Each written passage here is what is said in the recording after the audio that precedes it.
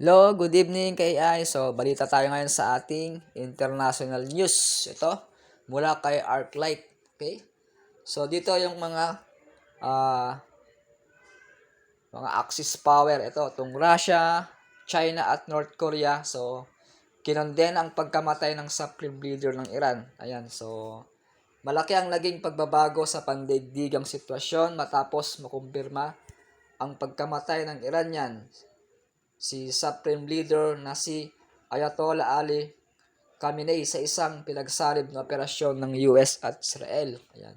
So habang nagsisimula ang Iran ng 40 araw na pambansang pagluluksa, so ilang makapangyarihang bansa ang hayagang kumondena sa naturang operasyon. So isang senyales ng lalong paglalim ng hidwaan sa pandaigdigang komunidad. So ito yung mga bansang kumukondena. Ito yung mga tatlong China ng malakas din. Okay? So, sa China, naglabas ng Beijing. Ang Beijing na matinding pagkondena laban sa Estados Unidos at Israel na tinawag ang pag-atake bilang seryosong paglabag sa soberanya at seguridad ng Iran. So, ayon sa mga opisyal,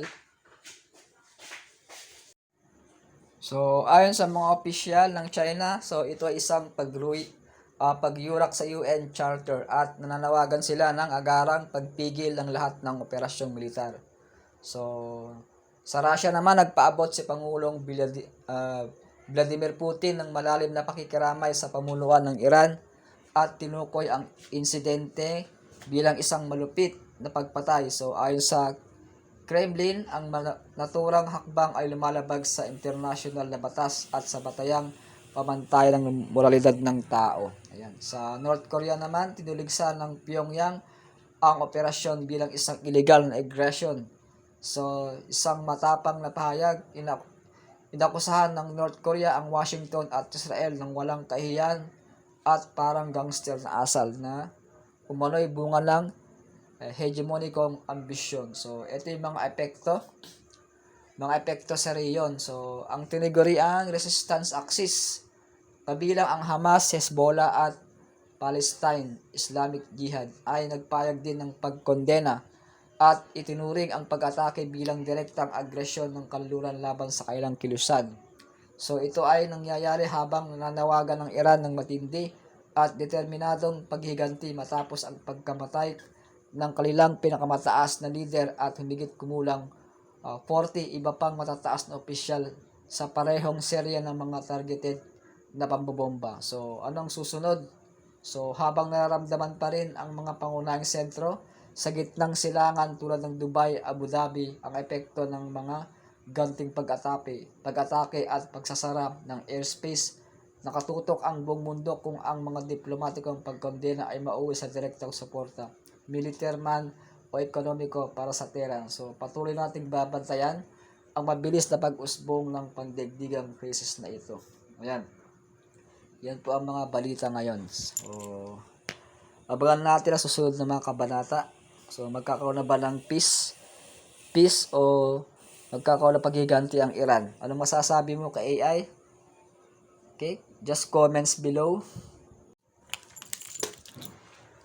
So, ano po ang posibleng epekto para sa Russia? So, ito yung mga tatlong epekto. Una, pagluha sa tensyon sa rehiyon at pagpalala ng relasyon sa US at NATO. Pangalawa, pagkawala ng isang matagal na kapangyarihang kaalyado sa Iran na maaaring magpahina sa Kremlin sa West Asia. At pangatlo, pag-asa sa mas mataas na presyo ng langis at gas, ngunit kapalit ay mataas na geopolitical risk. So yan, maapektuhan ang ating mga langis at gas pati bilihin. Ayan. Ano naman ang reaksyon ng China rito?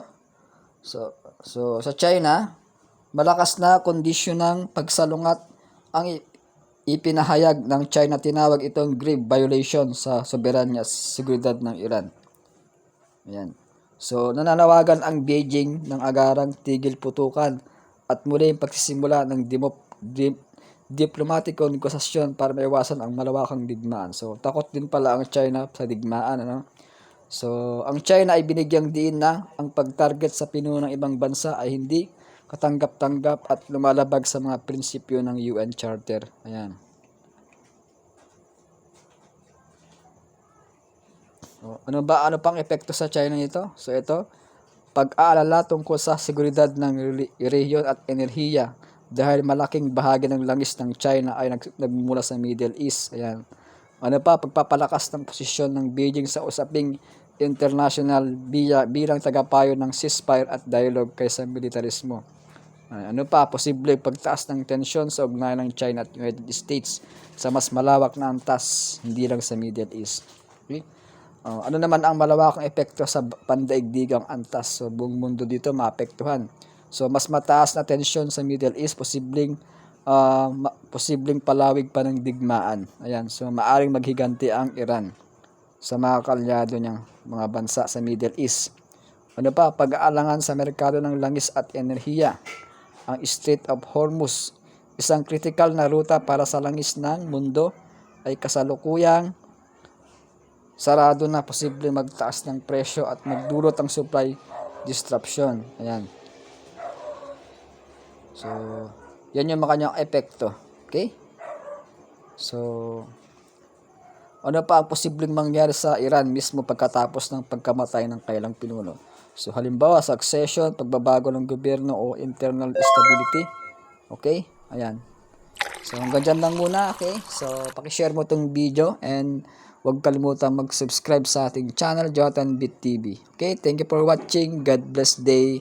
See you tomorrow. Bye-bye.